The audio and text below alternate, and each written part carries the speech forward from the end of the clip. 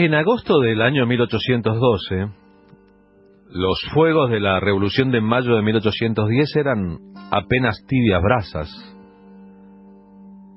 Mariano Moreno, el alma mater, si se quiere, del espíritu revolucionario, estaba muerto y su cuerpo arrojado al mar. La ciudad de Buenos Aires, gobernada por un poder central, creía ejercer sobre todo el territorio, el antiguo territorio del Virreinato de la Plata, un poder, pero ese poder estaba cada vez más cuestionado. En las fronteras el drama era importante. San Martín preparaba el ejército que cruzaría la cordillera para liberar Chile, que ese año cruzó la cordillera para liberar Chile.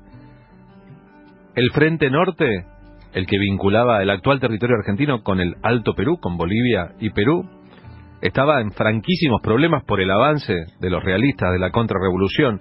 Y en la frontera con Uruguay, la tácita frontera con Uruguay, los problemas eran varios. Por eso habían enviado a Manuel Belgrano a Rosario. Allí creó la bandera en febrero de 1812 para hacer un dique de contención a la posibilidad de una invasión realista desde Montevideo, que en lugar de llegar a Buenos Aires pasara por la aduana de Rosario. Y ese poder central además estaba enojado con los héroes, con los próceres.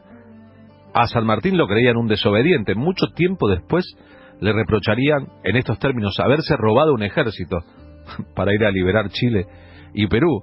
Con Belgrano la cosa estaba que ardía. Le recriminaban haber creado la bandera argentina sin permiso del poder central. Y Belgrano había creado la bandera argentina por un problema táctico estratégico, si se quiere. Hasta ahí Argentina combatía, este territorio que todavía no se llamaba Argentina, combatía con España usando la bandera y los colores de España. Y entonces era una cuestión en principio práctica y luego de ideas, tener una propia bandera.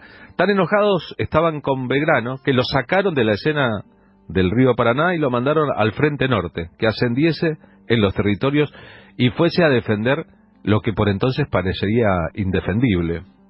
A esta altura la causa de la revolución en Salta, en Tucumán, en Jujuy, pero también en Mendoza, en Córdoba, alternaba su importancia con la causa de la contrarrevolución. En muchas poblaciones, y sobre todo en las poblaciones de los más beneficiados por el régimen, por las condiciones económicas, la idea de la revolución era una idea lejana, y bueno, que había que tolerarla y soportar, pero muchos no estaban de acuerdo con la independencia.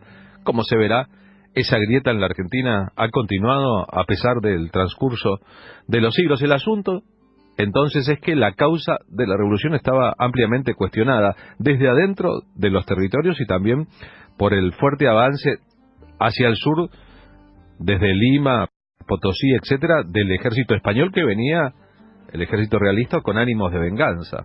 Cuando a Belgrano lo mandaron al norte, prácticamente lo mandaron al muere. A Belgrano lo mandaron a sostener una frontera que era indefendible en las condiciones en que estaba, pero con una instrucción. Tenía que arrear todo lo posible, levantar todo lo posible y descender en los territorios hasta el norte de Córdoba. Es decir, entregarle al poder de la contrarrevolución, al poder de los españoles, todos los territorios del norte actual de la Argentina. Belgrano hizo como que iba a hacer eso, pero no lo hizo. Trabajosamente, el tema de la salud para él y para San Martín siempre fue un tema importante. Llegó a San Salvador de Jujuy, pensando que era la única ruta posible para detener a la invasión del norte, y empezó a intentar rearmar un ejército que estaba moralmente destrozado. Había ocurrido una fuerte derrota en el Alto Perú, en la batalla de Huaqui, y los 800 soldados que sobrevivieron volvieron al territorio de Jujuy sin armas, sin recursos, semidesnudos, afectados por el paludismo, completamente desmoralizados. Y lo que hizo Belgrano, que ustedes saben, era hijo de una familia rica, abogado de profesión, educado en la máxima competencia, es reorganizarlos, rearmarlos, restablecer la disciplina, dar ánimos a la población. Para eso debió ser en parte inflexible y en otras partes comprender la naturaleza de la moral humana. El armamento era escaso.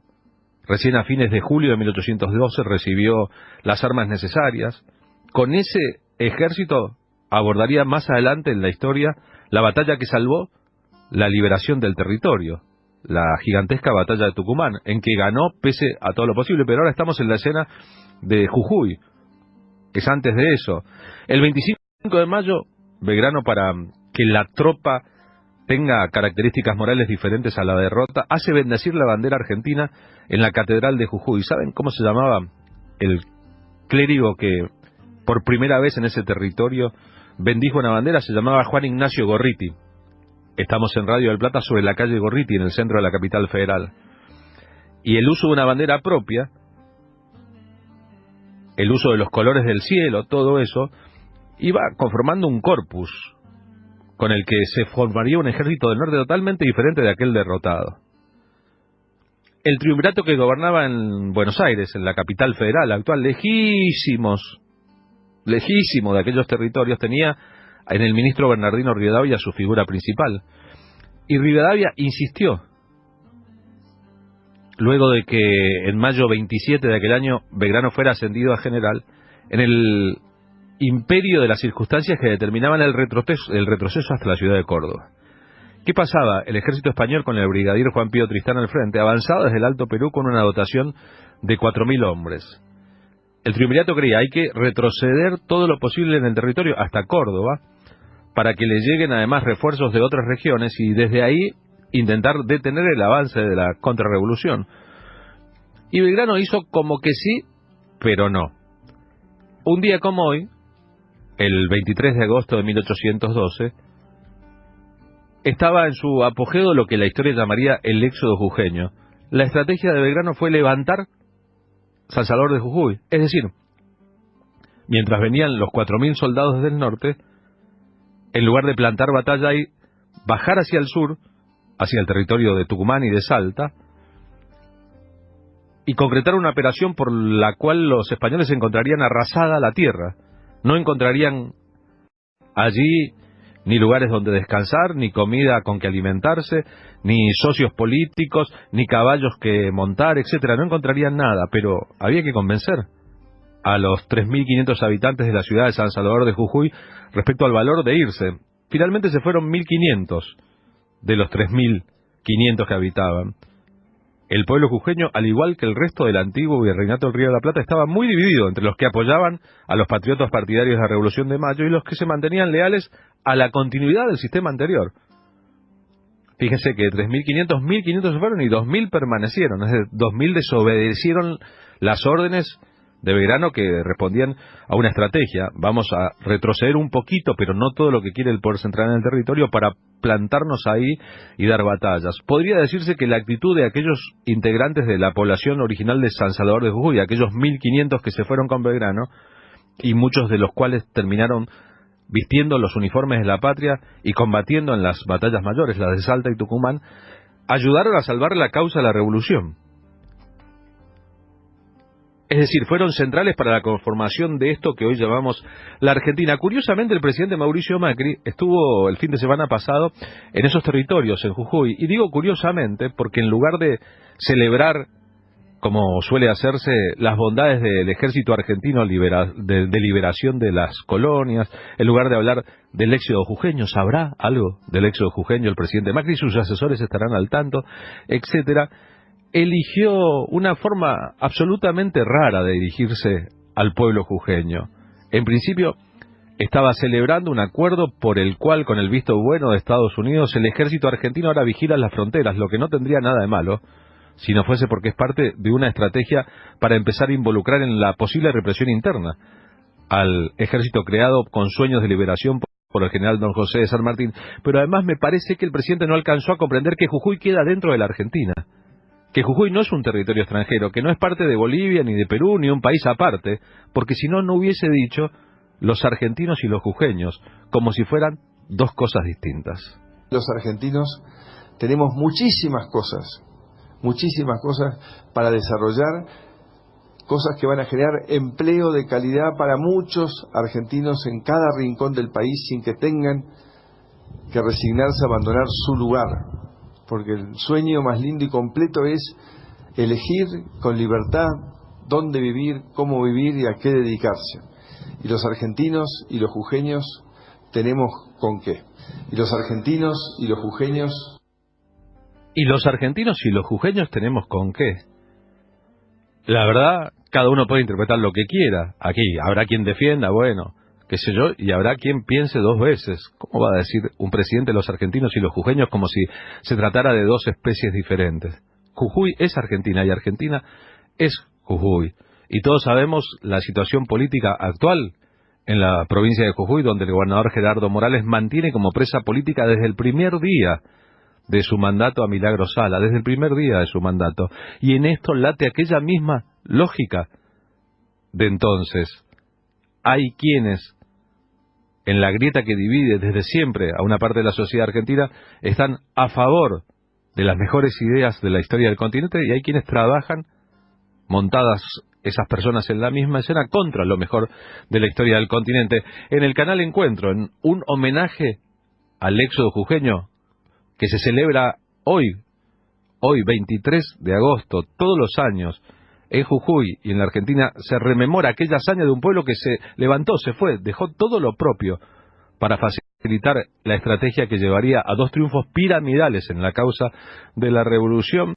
Le dio la palabra a los propios jujeños para que sean ellos, con sus modos y su forma de ver la vida, ellos que son tan argentinos como los porteños, como los mendocinos, como los correntinos o como los santacruceños, contando su propia historia.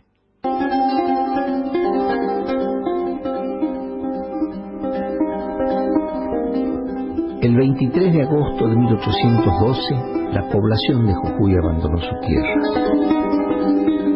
A lomo de mula, en carreta o a pie, marchó durante días hasta llegar al Tucumán. Para la posteridad este hecho sería conocido como éxodo jujeño.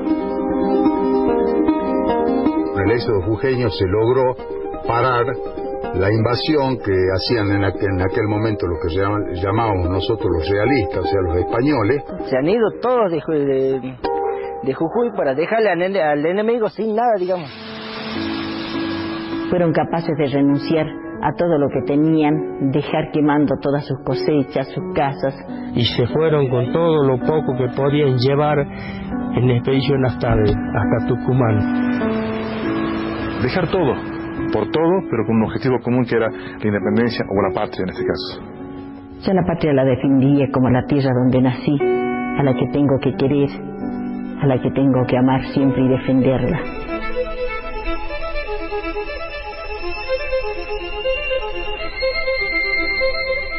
En 1810 estalló la revolución en el sur, una revolución que iba a cambiarlo todo, entre otras cosas, las fronteras y las patrias.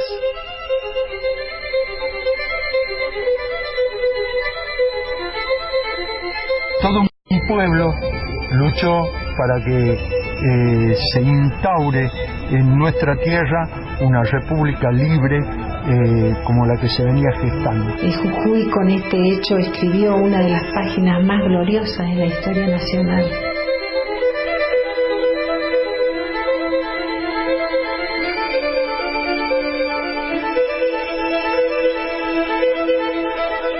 El éxodo y las guerras de independencia en Jujuy fueron como un nuevo manto de lava ardiente, una nueva capa del suelo convulsionado de la historia argentina. Porque a fin de cuentas, nuestra historia es el paisaje en el que nos toca vivir. Como quiera que fuese el sacrificio de aquel pueblo, la verdad que marcó un momento altísimo en la historia del compromiso con los ideales de la libertad, la independencia, la patria. Cuando los españoles llegaron se encontraron, para su sorpresa, con que la ciudad, esto le escribió el general Tristán a su jefe, el general Goyeneche, estaba desierta y desmantelada. Así escribió el jefe militar español, y espantado el aspecto tristísimo de aquellos hogares desamparados y de aquellas calles mudas y tristes, y después de la agradable animación de otros tiempos. El asunto es que la estrategia de Belgrano fue muy fructífera, retrocedió hacia Tucumán, se hizo fuerte, y en Tucumán plantó la batalla más grande de la historia de todas las guerras ocurridas en el territorio argentino. Los realistas llegaron a la batalla de Tucumán con Juan Pío Tristán de comandante con 3.000 soldados, 2.000 infantes, 1.000 jinetes y además 13 piezas de artillería. Belgrano logró reunir 1.800 soldados, 800 infantes y 1000 jinetes. Tenía apenas 4 piezas de artillería, pero la experiencia de Belgrano y sus leones en el combate, las ganas de un pueblo de liberarse y la condición de un ejército extranjero en territorio extranjero de las tropas del Alto Perú le brindaron al ejército argentino, a la patria, a Belgrano, a los soldados que combatieron una victoria increíble. Murieron 435 de los 3000 integrantes de las tropas invasoras. Además cayeron 687 prisioneros.